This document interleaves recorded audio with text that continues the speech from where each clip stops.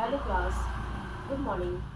हिंदी व्याकरण में आज हम विकारी शब्द संज्ञा का अध्ययन करेंगे। तो संज्ञा क्यों है विकारी और कौन कौन से शब्द हैं विकारी, इन सबको बताने से पहले मैं आपको विकारी शब्द क्या होते हैं उनके बारे में आपको जानकारी देती हूँ। बेटा, जिन शब्दों पर लिंग के कारण, वचन के कारण, मतलब लिंग का, वचन का, काल का प्रभाव पड़े, जिनमें मतलब विकार आ जाए, परिवर्तन आ जाए, वो सारे शब्द विकारी शब्द होते हैं। लिंग मतलब पुल्लिंग, स्त्रीलिंग, वचन मतलब एक वचन, बहुवचन, काल, ठीक है, उनका अंतर आता है क्रिया का, वो सारे शब्द हमारा विकारी शब्द हो जाते हैं। अब विकारी शब्द के अंदर हम संज्ञा का अध्ययन करेंगे, ठीक है, लिंग का अध्ययन करेंगे, वचन का करेंगे, कारक का करेंगे, सर्वनाम का अध्ययन करेंगे, विशेषण और क्रिया का करेंगे। जिन भी शब्दों में परिवर्तन हो जाता है वो विकारी शब्द होते हैं, ठीक है। और अविकारी में किसी भी लिंग, वचन, काल, इनका कोई प्रभाव नहीं आता, वो अविकारी होते हैं। अविकारी हम बाद में पढ़ेंगे।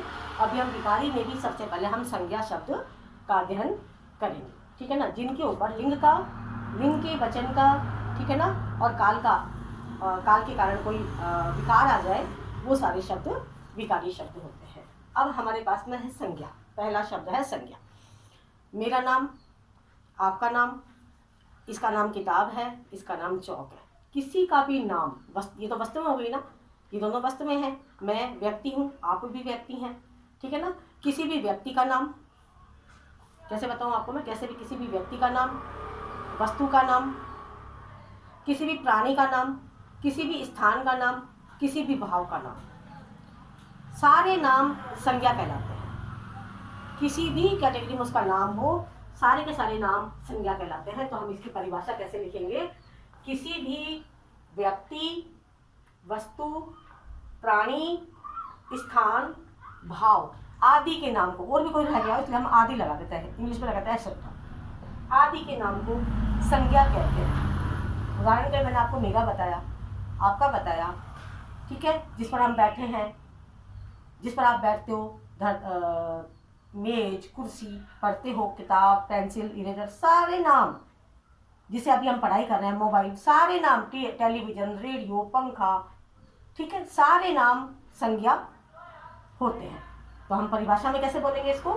किसी भी व्यक्ति का, वस्तु का, प्राणी का, स्थान का, भाव का, आदि, इन सब नामों को संज्ञा कहते हैं। अब इतने सारे नामों को, इतने सारी चीज़ों के नामों को संज्ञा कहते हैं, तो हमें उसको अलग अलग कैटेगरी में बांटना होगा कि कौन कौन से नाम किस किस उसमें आएंगे, ठीक है।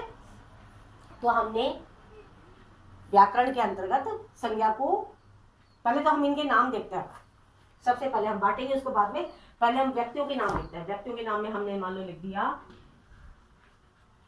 रमा, लता, दो नाम हमने ये लिख लिए, और हमने लिख लिया राम, श्याम। ये हो गए ना व्यक्तियों के नाम, ये हो गए व्यक्तियों के नाम। अब वस्तु का लिखते हैं हम, मैं चौक से लिख रही हूँ, आप और आप पुस्तक से पढ़ते हैं, ठीक है, आप पुस्तक से पढ़ते हैं और कलम से लिखते हैं, कलम से लिखते हैं। प्राणी में कोई भी एनिमल भी हो सकता है, प्राणी मतलब जिनमें प्राण हो, सजीव हो, सजीव जो भी है वो सब प्राणी है। उसमें बर्ड्स भी होते हैं, पक्षी भी होते हैं, जानवर भी होते हैं, ठीक है ना, कीट पतंगे, सब जितने भी हैं वो सब प्राणी हैं। तो हमने लिखा कुत्ता, हाथी, कोई भी हो सकता प्राणी, ठीक है, पेड़ वगैरह भी सब प्राणी में आते हैं। स्थान, हम जयपुर में रहते हैं, हमारी राजधानी दिल्ली है, पहले हम भारत में लिखेंगे, जयपुर हमारा भारत में आता है, फिर हमारी राजधानी दिल्ली है, ठीक है। यहाँ पे एक बात और कंफर्म कर दूँ, अगर मान लो मैं बनी पार्क में रहती हूँ तो बनी पार्क भी स्थान है, वो भी संज्ञा, कोई सा भी नाम संज्ञा, स्थान का नाम भी संज्ञा है, ठीक है। जो व्यक्ति जहाँ रहता है, कोई व्यक्ति मानसरोवर में रहता है तो मानसरोवर भी संज्ञा है, बनी पार्क भी संज्ञा है, चांदपोल भी संज्ञा है ना, सांगानेर भी संज्ञा है। अब रहा हमारा भाव। भाव में अगर हमने कोई मिठाई खाई, मिठाई में मिठास होता है, तो मिठास भी संज्ञा है। आप लोगों का बचपन चल रहा है, वो भी संज्ञा, सारे भाव, ठीक है। परिश्रम, हम मेहनत करते हैं, सारे भाव संज्ञा के अंतर्गत आते हैं। और भी हम बहुत सारे भाव कह सकते हैं, सौंदर्य, बुढ़ापा, परिश्रम, उत्साह, मिठास, खटास, ये सारे भाव हैं, ये सब संज्ञा के अंतर्गत आते हैं। अब हमारे पास में सबके नाम आ गए, व्यक्तियों के नाम आ गए संज्ञा, वस्तुओं के नाम आ गए संज्ञा, प्राणियों के नाम आ गए संज्ञा, स्थानों के नाम आ गए संज्ञा, भावों के नाम आ गए संज्ञा। अब इतने सारी चीज़ों के एक साथ नाम हो तो उन्हें कैटेगराइज तो करना ही होगा। जैसे जब बहुत सारे बच्चे हो जाते हैं तो हम section 1, section A, section B, section C कर देते हैं। वैसे ही व्याकरण में बच्चों को समझाने के हिसाब से, पढ़ने के हिसाब से, व्याकरण का शुद्ध ज्ञान होने के हिसाब से संज्ञा को 3 भागों में बांटा गया है। संज्ञा को 3 भागों में बांट दिया। अब वो 3 भाग कौन कौन से हैं? हमेशा मैं अभी रीडर पढ़ा रही थी, तभी भी मैं जब भी कोई पैराग्राफ में नाम आते थे मैं बताती थी, देखो ये संज्ञा आ गई। अब संज्ञा का भेद बताइए। पहला है व्यक्तिवाचक संज्ञा, दूसरा है जातिवाचक संज्ञा। व्यक्ति के नाम से तो आपको समझ में आ रहा है कि व्यक्तिवाचक संज्ञा क्या हो सकता है, शायद मैंने अगर मेरी बात को याद करोगे तो। जातिवाचक, जाति का मतलब समझ में आ रहा है कि कोई ग्रुप होगा या कोई समुदाय होगा, है ना। अब उस जातिवाचक को व्याकरण ने 2 भागों में बांट दिया। पहला, और किसी को नहीं बांटा, न व्यक्तिवाचक को बांटा न भाववाचक को बांटा, ठीक है ना। 3 भाग है मुख्य, व्यक्तिवाचक, जातिवाचक और भाववाचक। व्यक्तिवाचक अपने सिंगल उसमें ही है, भाववाचक भी सिंगल उसमें है, लेकिन जातिवाचक को उन्होंने 2 भागों में डिवाइड कर दिया। पहला है द्रव्यवाचक, द्रव्य का मतलब होता है पदार्थ, कोई भी मटेरियल होता है ना हमारे पास, वो वाले, ठीक है ना। और दूसरा है समूहवाचक, जो ग्रुप होते हैं। आपको पता है ग्रुप क्या होता है। अभी हम इसके बारे में अध्ययन नहीं कर रहे, हम केवल एक बार आपको जातिवाचक समझाएंगे। तो व्यक्तिवाचक, जातिवाचक और भाववाचक, इन दोनों का मैं आपको जब इसका अध्ययन कराऊंगी जातिवाचक का, तब मैं आपको बताऊंगी कि द्रव्यवाचक में कौन से आएंगे और समूहवाचक में कौन से आएंगे, ठीक है। अब हमारे पास में पहला टॉपिक है हमारा व्यक्तिवाचक संज्ञा। तो व्यक्तिवाचक संज्ञा नाम से पता लग रहा है व्यक्ति विशेष। जब भी कोई व्यक्ति विशेष हो जो अपने आप में एक ही हो, मेरा नाम व्यक्तिवाचक संज्ञा है, आपका नाम व्यक्तिवाचक संज्ञा है। अब क्यों है साहब, मेरे नाम के तो सैकड़ों लोग हैं, आपके नाम के भी सैकड़ों लोग हैं, बहुत सारे लोग होंगे। राम एक सामान्य सा नाम है, राम नाम के बहुत सारे लोग होते हैं, पर वो व्यक्तिवाचक है। क्यों है व्यक्तिवाचक? क्योंकि वो राम अपने आप में पर्टिकुलर एक ही है।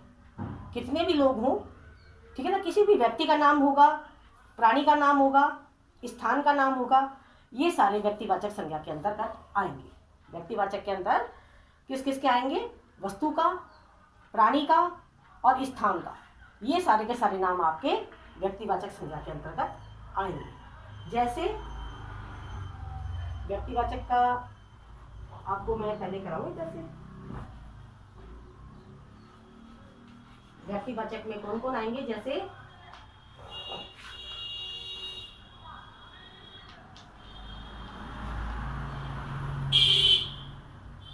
व्यक्ति विशेष का,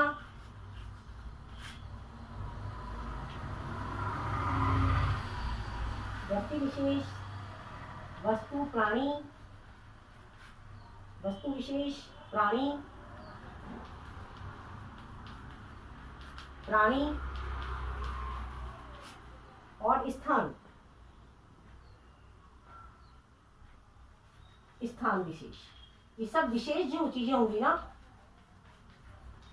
व्यक्तिवाचक संज्ञा में, उनके नाम आते हैं।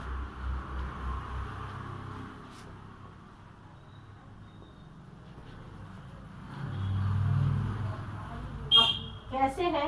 जैसे देखो, अब मैंने व्यक्तियों के नाम बोले, व्यक्तियों के नाम बोल दिए मैंने, किसी भी व्यक्ति का नाम बोल दिया मैंने, बोला मेरा नाम बोला, राम बोला, श्याम बोला, सीता बोला, गीता बोला, है ना, रामचंद्र, शिव और बहुत सारे नाम, अनुज, पंकज, को भी नाम बोले, वो सारे क्या नाम है? व्यक्तिवाचक संज्ञा के अंदर। फिर हमने प्राणियों के नाम बोल दिए, जितने भी प्राणी हैं वो सारे के सारे नाम उसी के अंतर्गत आ जाएंगे।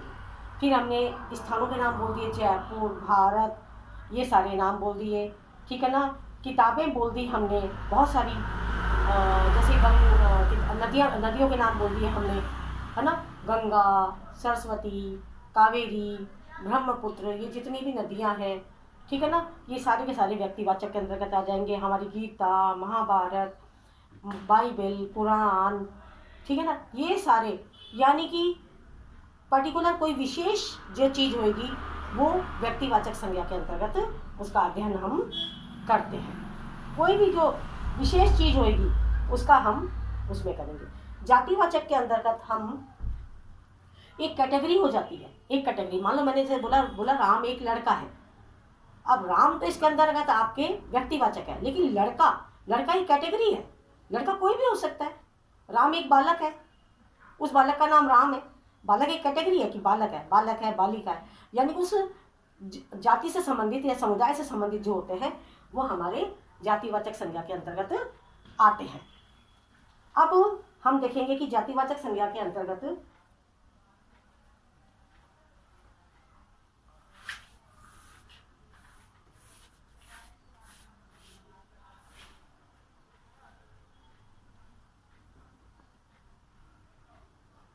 एक ही प्रकार के जो सभी प्राणी होते हैं जातिवाचक के अंतर्गत, जातिवाचक संज्ञा में, जातिवाचक संज्ञा के अंतर्गत, जातिवाचक संज्ञा के अंतर्गत एक ही प्रकार के वो समुदाय बन जाता है उनका, एक ही प्रकार के सभी प्राणी, क्योंकि उनका कोई नाम नहीं होता, अलग से नाम नहीं होता है, इसलिए सभी प्राणी, स्थान या वस्तु, स्थान या वस्तु का अध्ययन किया जाता है। जातिवाचक के अंदर हम किसका अध्ययन करेंगे? एक ही प्रकार के प्राणी, जैसे मैंने बोला बालक, तो उसके अंदर सारे बालक हैं। मैंने बोला किसान, किसी ने बोला मेरे पिताजी किसान है, तो पिताजी भी जातिवाचक है। पिताजी शब्द एक समुदाय को बता रहा कि पिताजी कोई भी हो सकते हैं, ठीक है ना, और किसान है, ठीक है ना, उसके अंतर्गत सारे एक ही प्रकार के, कोई प्राणी हो सकता है, कोई स्थान हो सकता है, कोई वस्तु हो सकती है, उन सबका। जैसे मैंने बोला नदी, गंगा एक नदी है, तो गंगा तो व्यक्तिवाचक है, लेकिन नदी शब्द यहाँ पर जातिवाचक है, ठीक है। तो इस तरह से हम जातिवाचक के बारे में आपको द्रव्यवाचक और समूहवाचक का अध्ययन हम कल करेंगे। आप इस कार्य को पूरा कर लीजिएगा, होमवर्क को, और लर्न कर लीजिएगा। Thank you.